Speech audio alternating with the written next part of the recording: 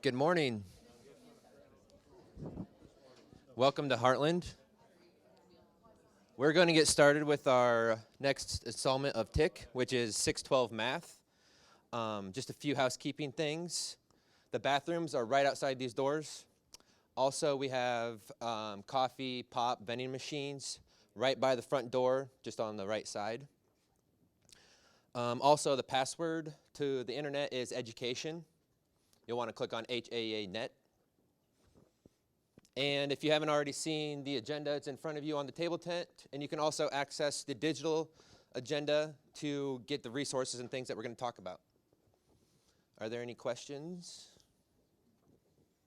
We'll go ahead and get started with Annalise Kitchen from Bondurant-Farrar, who is a middle school math teacher. Thank you. Awesome.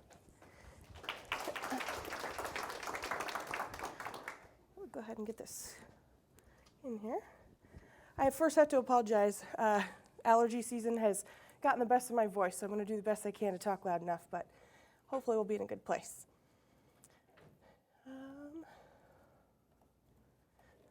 I have up here on the screen a shortened URL if you want to be in the presentation while we're going through it. If you want to save it, you're welcome to. That's up there. And then if you would, please take a minute and log into today's meet at the bottom. It should be TIC session number 1. We'll use that as a place to record some questions that you might have, comments. You guys can collaborate and interact with each other if there are things you're thinking of as we go through this presentation today. You'll have that opportunity to do so. todaysmeet.com/TIC session 1. So I'll give you a second to get logged in there.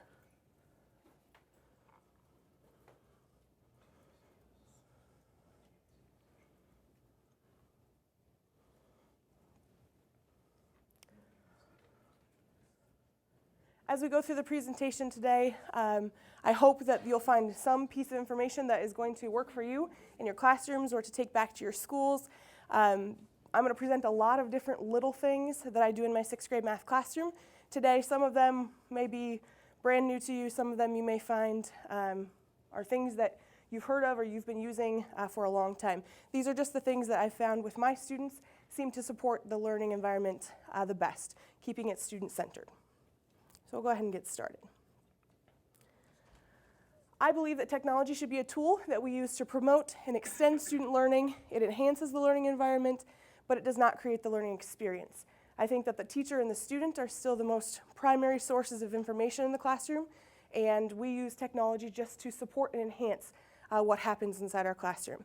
With this 21st century learner, it's really critical that we're involving them and motivating them. And I think the use of technology really invites them into the learning process so that they can better enhance what they're learning, they can support it, they can use their critical thinking to continue to further collaborate with each other and to learn better. These are a couple of things that we're going to take a look at today that I use in my 6th grade math classroom. We have Google Classroom, the Library of Virtual Manipulatives. I have Remind, we're going to talk about quizzes, Kahoot, EdPuzzle, and then the extension of Flubaroo through Google Forms. So the first one we're going to talk about is Google Classroom. We went one-to-one with Chromebooks actually just this fall. We've had in our middle school a cart of Chromebooks. We actually had 3 carts of Chromebooks that were used to move into the classrooms the last couple of years. And then we went to one-to-one with a Chromebook for all students 6th through 8th in our middle school. Google Classroom was the route that we took for a learning management system. Number 1, because it's free. Number 2, it was a pretty seamless process for middle school students to use and for teachers to use as well. And it goes with our digital literacy standard of collaborating with peers and others using interactive technology. Why do we use Google Classroom in our math classroom? Well, first of all, like I said, it was easy to set up. Okay, all of our teachers went through a session in our building. We all got set up on Google Classroom.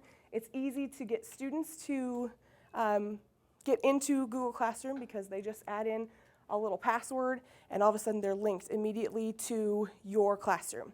Our students have anywhere from 5 to 7 classrooms that they're in daily. They have a math one, a science one, a social studies. Even some of our study halls have links that they can specifically use during study hall to support their learning. So it's really easy to set up, easy for students to use. The organization piece is nice. Once it's in classroom, you can go back and delete it, but we generally don't. So our students can go back and look at videos that they have used within a chapter. They can go back and see comments and questions that they might have had along the way. And it's just nice and seamless. The only bad part about Google Classroom is that it is just a stream. So the organization, we hope that they will continue to listen to teachers and continue to enhance that, but it is just a stream based on when you put it into the classroom. Students can access from any device and all in one location. They can have an app for Google Classroom on a phone, on an iPad. They can have it on their Chromebook. They can have it on a laptop at home. Mom and dad can log into their Google Classroom and take a look at what they're doing and see some of those things. So it's a great management system for us. We include videos, links, Google Docs and forms, assignments, announcements, questions for responses for our students in there. So it really manages all of those pieces. Paperless assignments has also become a key with using Google Classroom. It links to your Google Drive, so students per section, like if I have a first period math class, they will actually drop into a first period math folder right in my Google Drive. So all the assignments are in one place. It makes it easy to grade them and not have to go searching, and you don't have 25 documents that were shared with you from students in each particular section. And then assignments in their Google Classroom, once you open it, can link to their calendar. So we use this as their planner, and once you put it in as an assignment, then it will link directly to their calendar, so they see that right away, which with 6th grade students is incredibly important for them to have this already done for them. The more we can take out of their hands a little bit with that, the better off we find that they continue to do. When to use Google Classroom? We use things in Google Classroom for introductions to difficult concepts. For example, surface area is a really tough skill for my 6th grade math students in the spring. I use a lot of things through Google Classroom to try to introduce and kind of defeat the "I can't do this" mantra that we always get to when we start surface area. So we start small with some videos and introducing different things through Google Classroom so that by the time we hit the lesson, the meat of the lesson, they have seen it a couple of times through introductions there. It does help to individualize learning. So I have differentiated sometimes in Google Classroom 3 videos. Okay, if you're in my A group today, you need to watch the first video. If you're in the B group today, you're watching the second video. If you're in my C group, you're watching the third video. So there can be different videos, even differentiated to the level of my students in my classroom. Today, obviously, I'm here, so I'm gone from my classroom. I say that on days like this, I'm doing 2 jobs at once. I'm here and I'm there. Through Google Classroom today, my students are essentially going through the lesson through a video that I've put in there. They're walking through the lesson. The sub has a really nice job today to basically just make sure they're doing what they're supposed to be doing. So it allows me to not have a missed day of education and learning, as my students will still be doing what I would have done if I were there in the classroom with them today. And then tomorrow we'll hit it and make sure that they don't have questions. Makeup work when absent. The students that are absent know that they can hop into Google Classroom, see what we've been doing. They can find resources and videos to support it, and then they usually come in and ask questions if needed. I find that with my advanced classes, I have 2 6+ advanced classes that do 6th and 7th grade math and 1 general. My advanced students generally don't need a whole lot more from me. Once they pop in and look at those resources, they're pretty much ready to move on. They might have a question or 2 that they come in to see.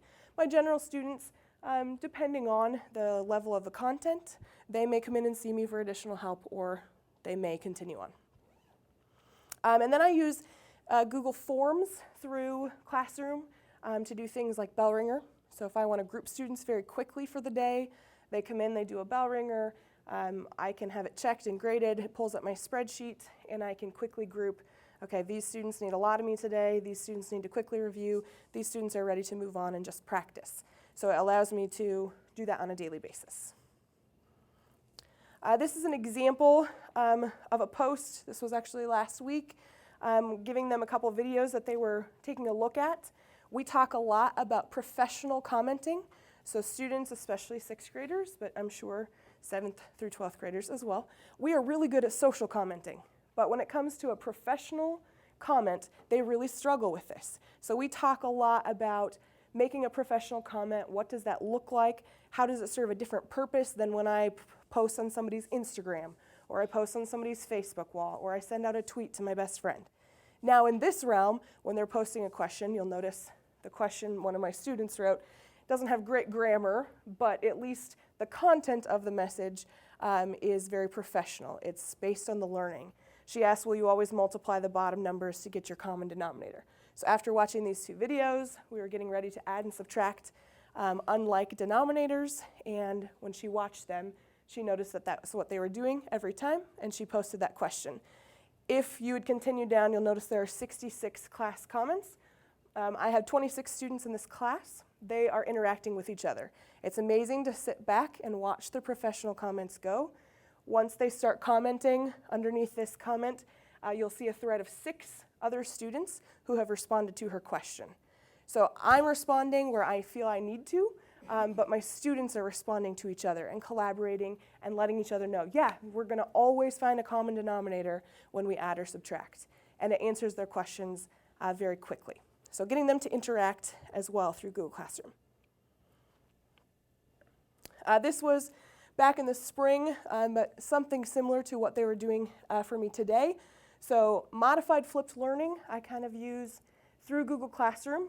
It allows my students on a sub day or just a day when I want to introduce something with taking me out of the equation, trying to see what they can figure out. Allows them to kind of walk through different parts of lessons and make meaning for themselves rather than me forcing meaning upon them. So we've used this quite a bit, I would say, on average, probably at least once a week, depending on the content, maybe more, with them kind of going through the lesson themselves. These are some of my students this fall kind of working in action. You'll notice in this photo, this is what Google Classroom looks like. I'll show you here in a second, but you can see his 6 classes that he has, that he's looking for there. And then you'll notice in the other photo, my students, we talk a lot about active learning. So as they're watching the videos and going through the content, they have a notebook next to them. They're working through the problems. They're pausing. They're rewinding. They're going back. On a day when I'm in the classroom, I will use probably something like EdPuzzle, formerly Zaption, but they took that away from us at the end of September. So I am transferring everything currently into EdPuzzle. But when I'm gone and absent from my classroom, I have them work through just a YouTube video, just because the sub generally managing that technology can be a little bit more challenging. Actually, before I go to EdPuzzle, I wanted to show you what this classroom kind of looks like for us. If you haven't, how many of you in this room have seen Google Classroom or used it? Okay, handful. Many of you probably have, if you're one-to-one, might have a different learning management system. I know our high school uses Canvas, but there are other ones out there. This is just what worked for our middle school because, again, it was free. So these are some of mine. You'll notice I have a study hall one, so I put links in there that they can use during study hall time. We have an issue with our students wanting to play games and different things, so we use that to support some of their math learning through specific activities and things that they can utilize. I'll just give you a glimpse. This is my first period class, which they should be. We'll see if we'll check in on them. They should be doing their agenda for today and should be commenting, which they are, yay. So they're doing what they're supposed to be doing back at school. They had 2 videos to kind of watch through today. The first was reviewing ratios and rates and then commenting. They do the professional comment and they comment 1, goes with the first video, they comment 2, it goes with the second video, and then they make some type of professional comment. It can be something new they learned through watching the video. It can be something that they recalled if it was a review video. It can be a question. There we go, it's going in live time. A question that they have of their classmates, or it can be responding to a classmate's question. So they're actually in live time in class right now and interacting. So it gives me a lot of information going back into the classroom tomorrow to know what my students were grasping from what I left for them. It also allows them the opportunity to interact while they're watching these videos to make sure that they are making sense out of the material as well. So the nice thing about Google Classroom is the stream is here. They'll be able to access this at any point in time. If I create an assignment, so like this was their assignment yesterday, this will link directly to their calendar. So it's a really nice feature. It's very easy to use, and then you can bounce back and forth between classes. I actually even use it for coaching purposes, putting videos into Google Classroom with my athletes, and they can jump in there and watch videos through Google Classroom. So that's worked pretty well for us as well. Okay, so moving on to EdPuzzle. This is the one that takes a YouTube video. Generally, YouTube is what they're going to use. And you can create your own video and put it in YouTube. And it will link into your Google Classroom. It will allow you to enter questions while they're watching the video. So if you want to stop them and make sure that they understand that they need to get a common denominator at this problem, it will stop them, ask them a question, they give feedback, and you get the reports that show you all of those things. So it can tell you very quickly who is understanding that they have to have a common denominator and who is not. Just quick formative assessment while they watch the video. I like it because it keeps my students active while they're learning, and it holds them accountable. So it's not just a matter of I'm watching a video from start to finish, like I watch a cartoon at my house. I am watching it to make meaning. So I'm stopping myself. As readers, we do this a lot. We get students to stop and ask themselves questions and make meaning of the content. In math, I think it's even just as critical, if not more critical, to get them to reflect on their own learning as they're working. I like that accountability piece. So here is an example of an EdPuzzle. Like I said, I used to use Zaption. Now they have moved Zaption into EdPuzzle. So I'm in the process of getting these transferred over kind of as the year goes on. So we just did one recently on unit rates. And you can see it has 95% of my students completed it. You can post it directly to Classroom and share it out. And you can see their progress. So if I want to look by students, what questions they got right on certain questions, you can actually go through each question and see how many students were successful on certain things. You can export that data, so if you want to use it as a grade, or if you just want to use it to help you group students, it gives you a lot of valuable feedback. How many of you in this room have ever used EdPuzzle? Okay. If you haven't had the opportunity and you do use videos with your students, I would strongly encourage you to check this out. My favorite feature of EdPuzzle as teachers, we don't have a lot of time to do a lot of extra things. One of the features of EdPuzzle that I like is that there are a lot of teachers using EdPuzzle who have created really awesome lessons already surrounded by great videos that are on YouTube. So it's easy to modify one of their lessons and keep it as your own, or also to use theirs and just use it with your students immediately. So this unit rate one actually happened to be one that was already out there and created. I modified one question that I was looking for, and it gave me lots of information with my students as they were working that day. So if you hadn't had that opportunity, it's a great one to try out. Yes? Perfect, thank you. Okay, well, let me go back to that.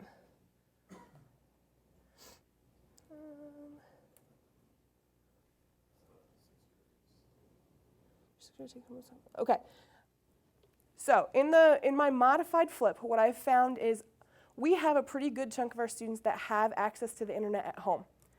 What I found very quickly was sixth graders, and this may change as the year goes on, they don't do a very good job of not doing anything that's traditional yet. So the modified flip is we watch the video in class, and we do it, so I have a 90-minute block, which is great for me. Many of you probably don't have a 90-minute block with students. So we use the first 20, 25 minutes to watch those videos and then group students and start going through what I need to with them. They do take their Chromebooks home, so I could have them watch it, but I guarantee I would still have to have a loophole in place where my students would come back into the classroom and have a time set apart where if they didn't watch the video that they would need to, and then we could move forward So that's where I call it modified flipped, because I'm still doing it really in my classroom at this point in time. That may change as the year goes on and we get more comfortable with a one-to-one setting, but so far it's all been in the classroom. Good math videos. I've honestly been through YouTube mostly. TeacherTube also has some decent ones. Math Antics is one of my students' favorites. They ask for Math Antics. They like the way he describes it. I compare Math Antics to Science's Bill Nye the Science Guy. He's a little crazy, but he explains it well for sixth graders. And he explains the understanding behind it. He doesn't just go through things. There are a lot of teachers out there doing flipped learning in the math setting. So I've found a lot of videos through YouTube of other teachers teaching lessons. The hardest part, like you know, is finding good videos. It does take time to go through. I was fortunate to have a student teacher this fall and spent some time kind of creating a Google Sheet of all of my resources and videos and things and putting them into a document where I can access them quickly. If you get the opportunity, I strongly would encourage you to do something like that where you organize your videos so that they're easy to access, because we know once we're teaching and we're in the classroom and you're planning week to week, it's not always easy to find the time to sit down and pilfer through 50 videos to find something that's going to be successful and work for your students. I have had times where I didn't find a good video that matched up with a certain thing, so then that's when you go and create your own. We have a Promethean board in my classroom, and I've just done screen casting of the math on the board. I've used an IPvo to record some of the things if I write it in a math notebook, especially with some of our graphing and things like that. Somebody mentioned Khan Academy. I've used Khan Academy. I will be honest, my sixth graders are not very enthralled by Khan Academy. When I pull up those videos, I have to put those in an EdPuzzle. I have to get them to stop and ask questions, or I lose them very much. And I find that the videos have to be, at a maximum, really less than 10 minutes. If it's anything more than 10 minutes, I'm losing my students very quickly, especially sixth graders. But working with high school girls also, I also know that their attention span doesn't last a whole lot longer. So Khan Academy is good. The good thing with Khan Academy is it's mathematically sound, so you can trust that. But just be careful. Some of the voices are not the most enthralling to listen to. Yes, I would be happy to share the Google Sheet of math videos out in the end if you want to see that. Let me jump back into Google Forms, and then we'll jump back. If you see things on there that I'm missing, please let me know. Google Forms and Flubaroo. We use this a lot in our sixth grade math class for pre-assessments. There's another sixth grade math teacher on my team. She teaches 3 general sections, where I have the 2 advanced and the 1 general. And we've come up with pre-assessments to try to streamline our process of who's getting what. Google Forms did just have an update, if you haven't heard about it. They now do have the option to quiz Google Forms, and I'll talk about that here in a minute. So you can actually have it checked through Google Forms, or I've used Flubaroo, and I'll share with you why I'm continuing with Flubaroo, but please make your own decision about what works best for you in your classroom. I use Google Forms for a bell ringer. I don't do this every day, but if I'm going to group students for the day and I want to know who understands the material, who I need to spend some more time with, I will put our bell ringer into a Google form, because I can have access to the data immediately while they're working, and I can put them into groups to get started for the day. I've also used a Google form as a formative assessment at the end of class. Are we getting this? Are we ready to move on tomorrow or today? Or do I need to spend some more time going over this content with my students? It works great for quizzes, especially if you want a quick quiz, just to check in, see where they're at, and it's graded for you, which we all can use frequently. Sometimes you want to see it paper, pencil, I want to see their work. Sometimes I just need to know if they're getting to the correct answer. So if you need to know that they're getting to the correct answer, Google Form works great for this. Pre-assessments, like I talked about before a certain lesson, we have a big jump between our 5th grade content and our 6th grade content. We have a curriculum shift. So we spend right now I'm actually in the first chapter with my students. We spend the first almost 9 weeks filling in holes between our 5th and 6th grade curriculum and then getting them going into the actual curriculum from 6th grade. So we spend a lot of time with the pre-assessment to evaluate what they know from 5th grade and where we need to meet them and make sure that we're filling those holes before we move forward. You could use it as a test. Again, I caution you that if you just need to know if they're getting the right answer, a Google form would work for this. If you want to see their work, then 2 things. 1, you could still have them do the Google form where you get the grade, but have them fill out a sheet next to them that has their answers and their work so that you can still go back and see. They missed question number 7. What did their work look like? Okay, these are the kinds of errors that they're making. So when my students work in Google Forms, we actually have a sheet that's numbered, and I numbered it for them because 6th graders don't always do a very good job of that, that I give them, and then when they turn that in, then I can see where their work is for that. Why Google Forms and Flubaroo? It's quick feedback. It grades it for you, which we can all use. It's easy to put into Google Classroom. It links right there for me. And I can group my students quickly. So Google Forms versus Forms with Flubaroo. I'm going to show you first, before I talk about this, an example of a pre-assessment. So this was a decimals pre-assessment we gave our students in the first couple weeks of school. It classifies their information very quickly. Then they answer some questions. We did include, I'm really not sure how to do this problem, because we found that with the multiple choice portion here that they would guess. And if they really didn't know how to do it and they were honest with us, that gave us a lot of feedback about what they were doing mathematically as well. When the information comes back, I get a sheet back that looks like this. It has all of our student submissions. So it's in a Google Sheet.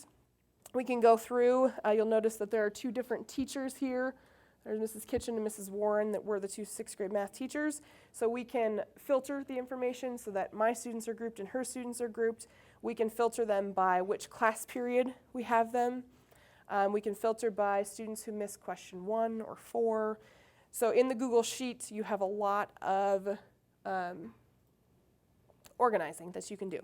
Then when you use Flubaroo, which is an add-on, so if you use Flubaroo and you regrade the assignment, it goes through. The bad part about Flubaroo is that when you use Flubaroo, you have to create the key.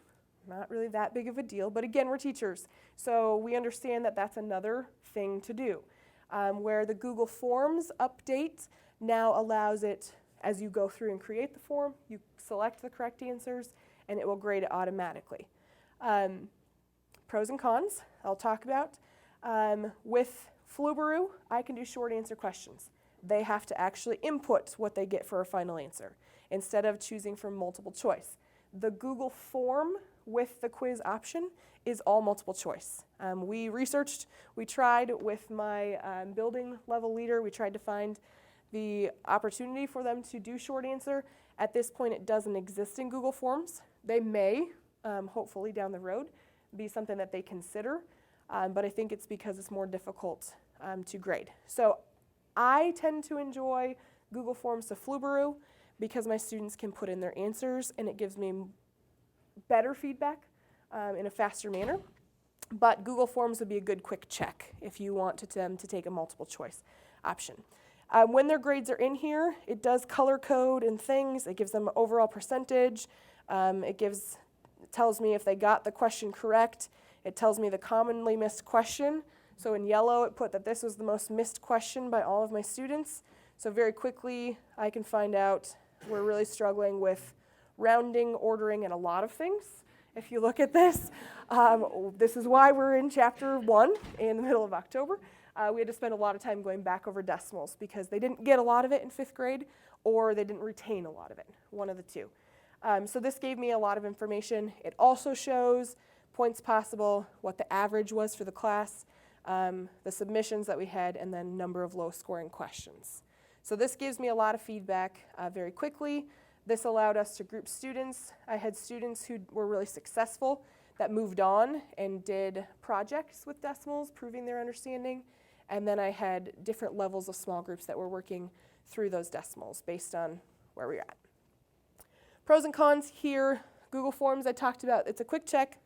Feedback to the student is immediate. That's what I do like about the new update in Google Forms. They know immediately if they got it right or wrong. It's not, I have to wait and get the correct answers after it's been graded.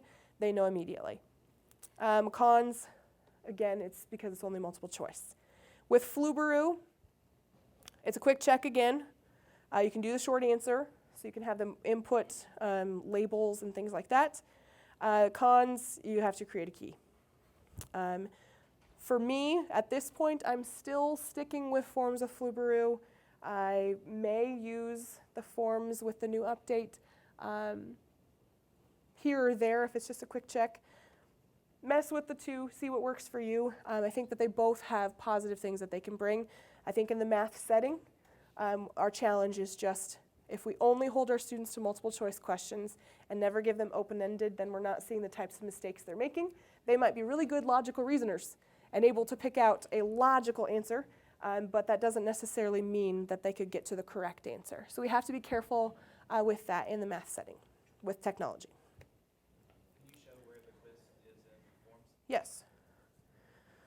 So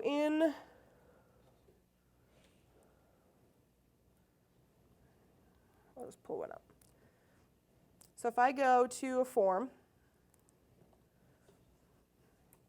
and you're creating a new one, oh man, I'm gonna have to remind myself. This has been so long now. Yep. Up in the settings, you have general presentation and quizzes. If you click on the quizzes and you want to make this a quiz, you just have to slide that over. It'll assign point values to the questions. Then you can decide if you want to immediately release the grade after the submission, if you want to do it later after you've manually reviewed it. And then you can save that. And then when you go back and you're putting in your questions, down below, it should show up here. Oh, this is just the form. So down below here, when you put in your question, there's a spot for an answer key. That's where you'll choose which option is your correct answer, and you'll assign a point value. And once you send that out to them, then you'll have in your responses the points that will be assigned and a grade.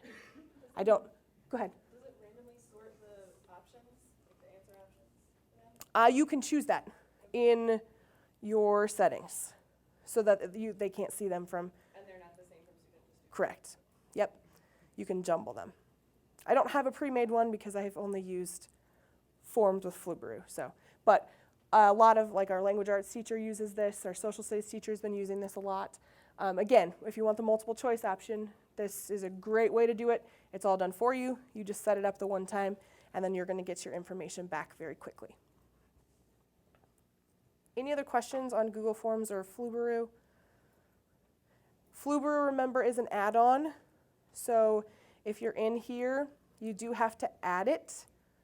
So up in the add-ons, you'd have to get the add-on if you don't already have it, and you would choose Flubaroo. It does walk you through how to set it up and will ask you a variety of questions that you have to answer.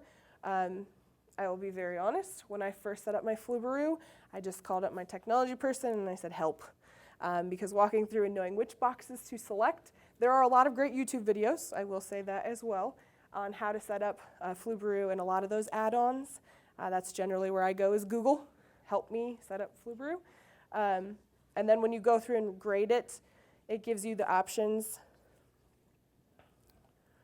and it'll walk you through how to pick your key. So you select these points, they identify the students, so you didn't get points for those, and then normal grading for the other ones. And then they'll have all the submissions, and you'll have your submission that you have to go back and take the Google form. The first time I did this with Flubaroo, you have to remember that there has to be at least 2 submissions. It took me forever to figure this out. If you don't have your answer key submission and another submission, it won't move forward. So either you need to wait until your students take the form, or if you want to do like I did my answer key and then I did a Jim Bob, whatever, a random one, just so that you can make sure it's working before you put it in your students' hands. That works pretty well for me. Okay. Let me get to our next one.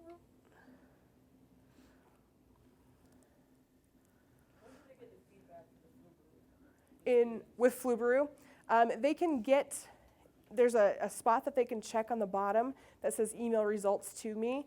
And once I have graded it, it will send them just what they got overall. It doesn't really give them feedback. So when I'm using Flubaroo, it's not usually for student reflection. It's usually for me to group students, which is the hang-up, where you'd want to go probably just the Google form update with the quiz if you want your students to have feedback from it.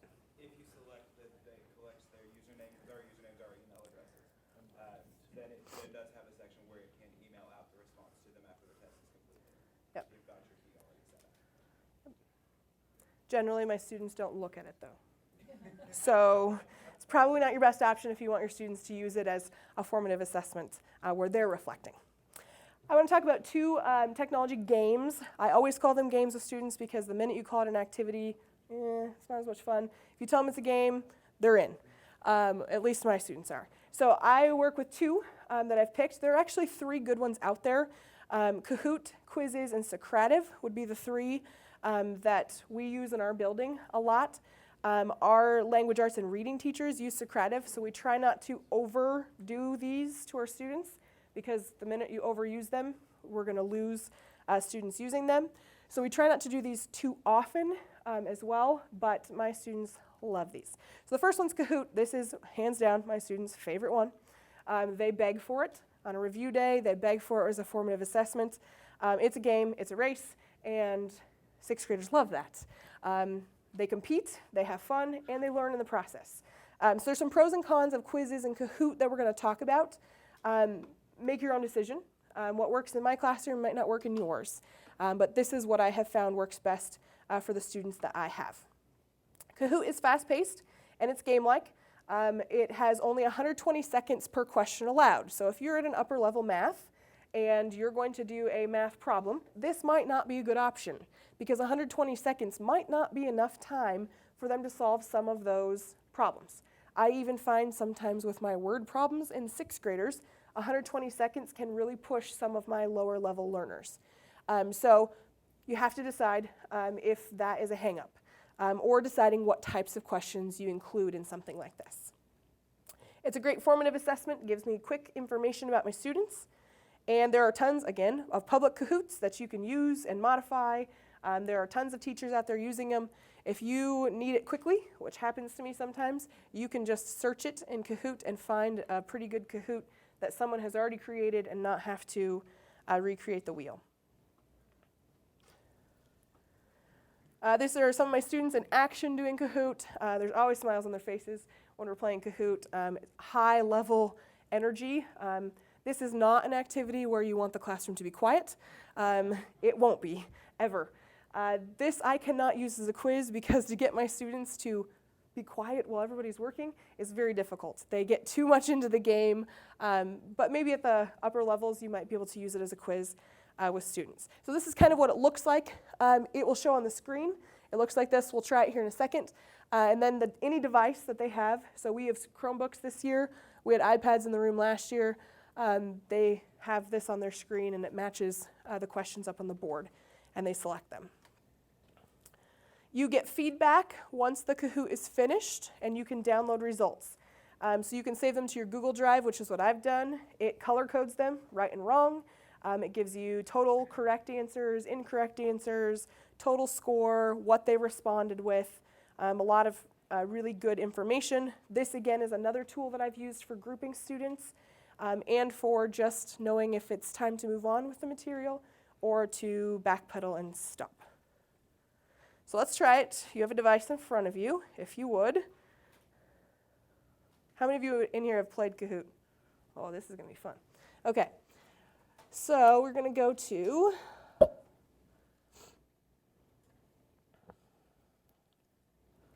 this is going to be loud. You can turn the music off too if it annoys you. Sometimes it does.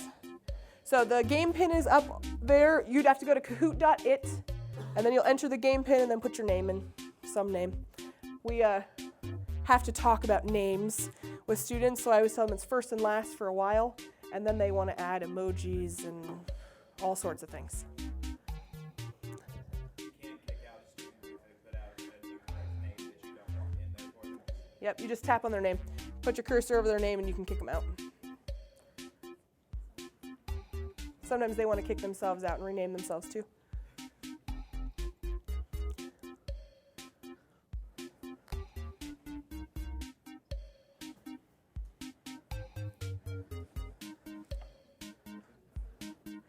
And if I have students that are entering late from band lessons and things, the nice part in Kahoot is that it will display the game pin throughout if you choose that. So if they come in late, they can still join the game and continue.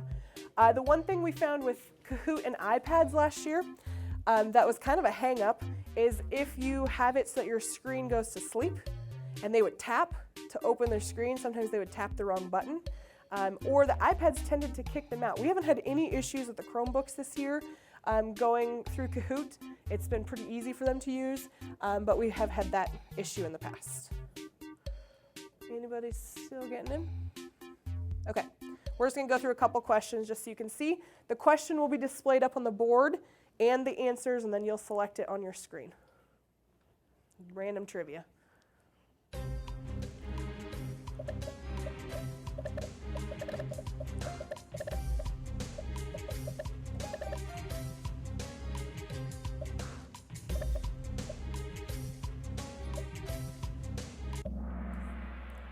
And you can choose to skip questions or however, then it will display up here and you'll see on your screen also, it'll tell you what place you're in, tell you how many students got it correct, how many didn't. This is generally when I would stop and go back over it, and this is also generally when my students have not 1 ounce of listening skills whatsoever because they're so focused on, well, I was in the 30 or I was in the 1 or who chose PU or whatever, okay? So this is always a fun time. I let them kind of have their moment, and then we talk about it, because if anybody missed it, we need to go back over it and review, and generally it works. Then it gives you a leaderboard. So you'll see right now, based on points, you're awarded points for correct answers. I tell my students it's correct answers first, and then it's fastest correct answer second. So the faster you are and the more correct, the more points you get, and then you're stacking up. Kahoot they do a pretty good job of updating things pretty sporadically. And they do have things like highest climber and things like that that they include also. So you can kind of see those. I'm actually going to stop this right here just so you can see it. You get the idea. So I can end it. I know, see, you wanted to continue, I know. So this would be top scorer, and then you'll see down below here, there is a feedback and results. So if I want to download this, I can go to final results. I can save the results to my Google Drive, or I can save them to my desktop. And if I save them,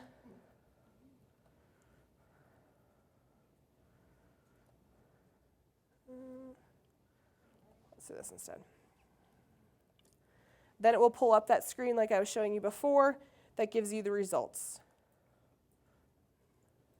Now you're going to really hope you didn't put your real name. I don't show this in front of my students.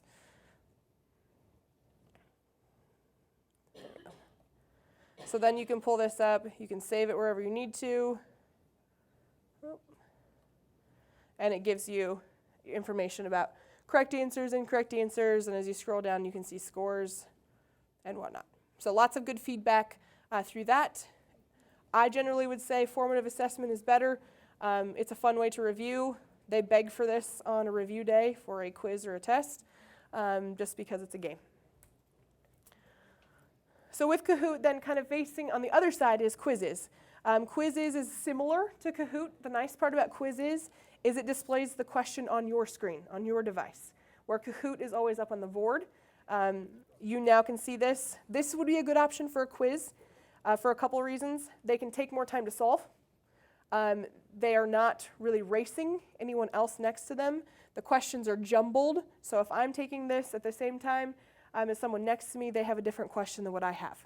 Whereas in Kahoot, everybody's on the same question at the same time. Self-paced and less likely to cheat, and my favorite part is that it brings up funny memes. Okay, these are downloadable results after the quiz is complete. It will show you this screen right here as you're playing live, and then you'll get information kind of like what Kahoot had with feedback after you finish. Correct and incorrect answers. In real time you can see that. So I'll try this one, if you would. just so you can see what this is. Has anybody in this room done quizzes? Okay, just a handful of people. You can jumble the questions here. There's a lot of different settings to choose. Showing the leaderboard. Okay, it gave me a new one, so go ahead and join this one. So it's join.quiziz, 2 Z's at the is.com, and then enter that code.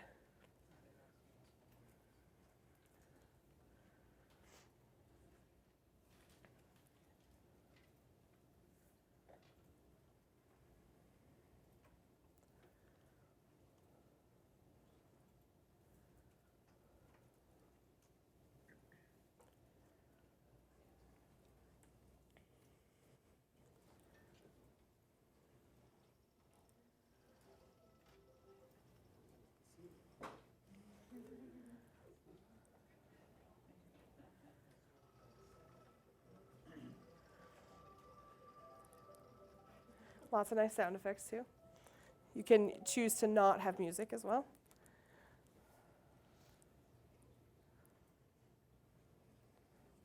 Okay, just so you get a feel for it. You won't see anything up here on the screen. It will be on your device where the questions will come up. I'm not going to have you play it for very long, but you can just kind of see. This is equivalent fractions, so I'll test some of your math a little.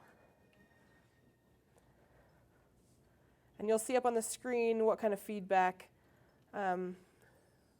is up on the screen. You can just choose to display this or not.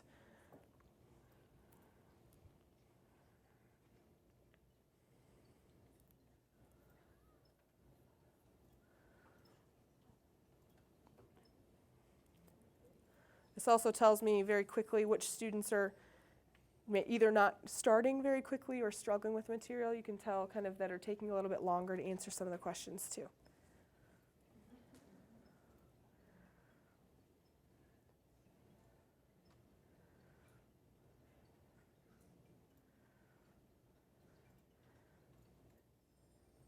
I'm going to go ahead and stop you. And then this is the information that you'll get back. So you can export these results. You'll see very quickly which questions they got right. And you'll notice it's jumbled because different students were in different places. So you can get that feedback very quickly back to you. Here's what I kind of like, quizzes versus Kahoot. Almost done. Okay, so this is in the presentation. 5 seconds to 2 minutes for Kahoot, whereas quizzes you get 5 seconds to 5 minutes. So if you want to use this as a quiz or you have those longer problems, I would definitely recommend quizzes. Kahoot is more teacher and class directed, where quizzes is more self-paced. Kahoot, the questions are up on the screen, so definitely more teacher directed again, whereas in quizzes they're on your device. They're both good for in-game feedback, giving you right, wrong, leaderboard, total points, things like that. They both have good downloadable data. I think Kahoot feels more game-like to the students. Quizzes feels a little more, they still enjoy it, but it's a little more self-paced. So if you want it as a game, you'd probably want to go Kahoot. If you want it more quiz-like, formative assessment, that type of thing, quizzes works pretty good. Things to consider with both of these two, connectivity and what devices you're using. Speed versus accuracy, you're going to get speed demons on Kahoot. So you have to either model that it's not a race, or you have to really get students to buy into that.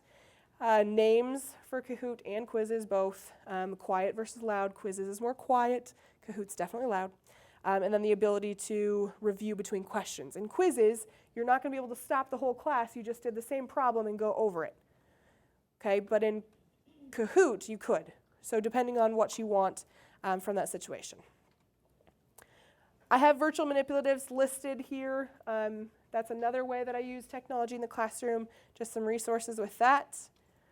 And then the last one I want to talk about is just Remind. Have any of you used the Remind app before? This is my favorite thing as a coach and a teacher.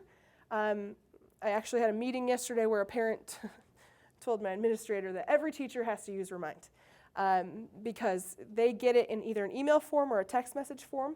I use it for announcements, for homework. Students can link into it, so a lot of students have devices. They can get, all I do is I type in their homework assignment, or we have a test on Friday. It sends them a text message. You can schedule them early, so I generally schedule them in the mornings. They go out at 3:30 when my school day is over, It's a great way for parents to check on students. It's a great way for students to remember they did have work and that they do need to complete it. And there's never a, well, I didn't know. Well, yes, you did. You have Remind. Your name is on it. It tells me that you received it. There's no excuses. I have them set up for a bunch of different things. You can use them for a lot of different activities. The great thing about Remind is nobody has your cell phone number. They can still contact me back through Remind if they have a question about something, but they don't have my personal cell phone number. So this is a great way in the classroom to get information. A student can respond and ask a question about a homework assignment. I have several different sections over here, including my coaching ones, that I can send a message out. They get it as they can choose email or they can choose text message. Parents love it because it's in their hands very quickly, and they can see all these things. Easy to communicate, no shared information, can schedule ahead of time. It's just really safe. In this day and age, we don't want to be giving out our cell phones to students or parents, so this just kind of protects you from that. Any questions? That was a lot of information in a very short amount of time. I have 2 questions on Remind. Yeah. Number 1, can you send attachments? You can. Okay. Yep. Because like as a coach, I can like meet results and stuff. Yep, and pictures. You can send pictures and attachments. And then Both. number 2, because I know I looked at Remind when it first came out. Can I like enter their phone numbers or addresses, or do they have to sign up? Or So- is there a way to give them a code so that Yep. There's 2 ways you can do it. You could actually go through and enter it, but Can I enter nobody has that kind of time on their hands generally. So I wouldn't want to do that, but you can. So if I'm in my actual one here, and I go to my people, and you can add people directly, put their name in, put their email address or their phone number, you can do it. Or you can do printable PDFs, or like we had a coaches meeting with our athletes, and I just put up this on the board, and all they do is they text message that number, they put that in there, and all of a sudden they're joined. Or you can also email out a link. They click on the link, they put their information in, and they're a part of your class. So it's very fast, very streamlined. We did it at back to school night, and 80% of my parents were signed up on back to school night. It was up on my board, and they just connected right away because most of them had a cell phone on them at that point. Any other questions? Awesome. I hope you find something that works for your classroom. Thank you for listening and taking the time. Hope the rest of the day goes well.